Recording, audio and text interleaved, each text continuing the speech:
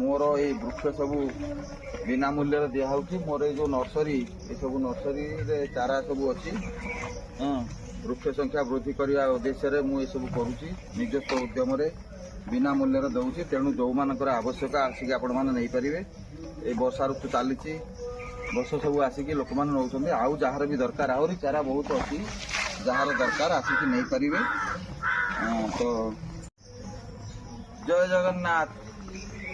ये बाबू मैंने आसछंती कौ जगार आसछंती आज्ञा धानुआर पदार आसछंती ये आंब पणस जामु पिजुली कईथ आलमंड ये सब चारा केतोटी 10-15टी ये सब नेबे तांको किंतु कहला जे से माने चारा लगे ताकू वृक्षर परिणत करेंगे। एटा ओउ गछ ओउ बौल ये आलमंड आंब पणस जामु कईथ विभिन्न प्रकार गछ सब अच्छी बिना मूल्य दिया जार दरकार आसिक नहीं पारे।